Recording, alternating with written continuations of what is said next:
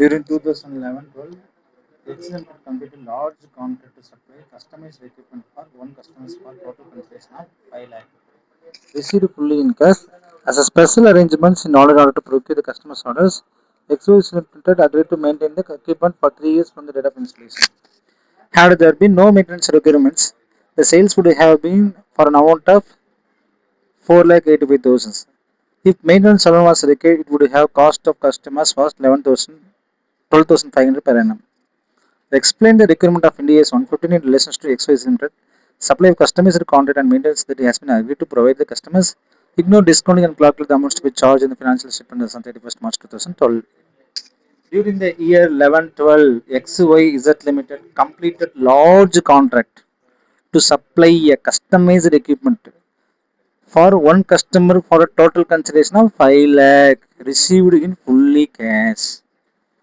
As a special arrangement in order to procure the customer's orders, XYZ Limited to agree to maintain the equipment for 3 years from the date of installation. அப்போ இதுதான் concept. அப்போ என்ன கேட்குறாங்கன்னா, according to India when contract includes more than one promised goods or services, the entity must be identify separate performance obligations. In this case, sales of customised equipment ஒன்று இருக்குது, அடுத்தது maintenance for 3 years. ரெண்டு விஷயத்த சொல்கிறீங்க, ரெண்டுமே டிஸ்டிங்டா அப்படின்னு பார்க்குறீங்க, இல்லை இது ரெண்டு சொல்கிறபடி தான் பார்க்குறோம். அப்போ டிட்டர்மைன் தி ஸ்டாண்டர்ட் ப்ரைஸ். அப்போ எக்யூப்மெண்ட் மட்டும் தனியாக எவ்வளோ 4,88,000 சரி 4,85,500 ஆனால் மெயின்டெனன்ஸ் வந்து 3 இயர்ஸ்க்கு எவ்வளோ ஆச்சு 37,500. அப்போ டோட்டல் எஸ்பி எவ்வளோ வருது 5,24,000 வருது. ஆனால் நீங்கள் அதை எவ்வளோக்கு தந்துறீங்க 5 லட்ச ரூபாய்க்கு தரீங்க. அப்போ அலோகேஷன் பேஸ்னா ரேட்டு எஸ்எஸ்பி கொடுக்கணும். அப்போ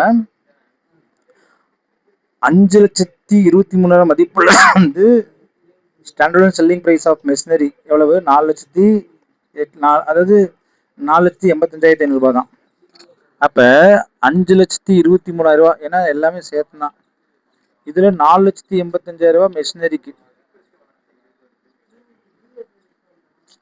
நீங்க புரிஞ்சுக்கணும் இது எப்படிங்க சார் அலோகேட் பண்றீங்கன்னு ஒரு கேள்வி.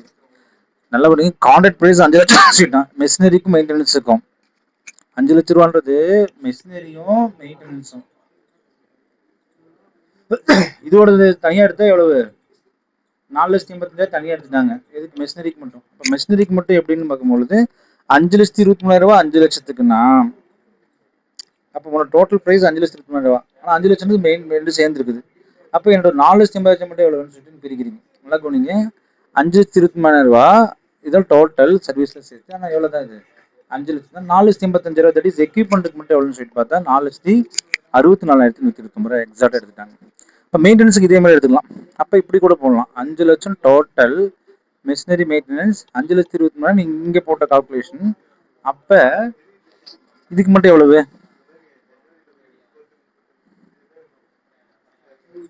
புரியுதுங்களா? இப்போ 4,85,000 இங்கே 37,500 மட்டும் இதுக்கு மட்டும். எதுக்கு சர்வீஸ் மட்டும் எவ்வளோ 37,500 அது தனியாக எவ்வளோன்னு சொல்லிட்டு நீங்கள் பார்க்கலாம்.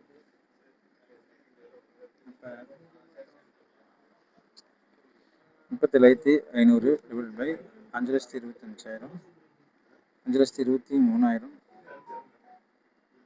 டிவைட் பை 5 லட்சம். ஸோ 35,850. அப்போ 4,64 149 ப்ளஸ் 35 5 லட்சம். அப்போ ரெவன்யூ ரெக்கக்னிஷன் என்னன்னு பார்த்தீங்கன்னா equipment revenue consider when recognise when control transfers maintenance revenue recognise over 3 years. Simple இங்கிலீஷில் பார்த்தீங்கன்னா இந்த கான்ட்ராக்டில் பெர்ஃபார்மன்ஸ் அப்ளிகேஷன் இருக்குது. Equipments maintenance sales standard selling price பார்த்தீங்கன்னா 4,85,000.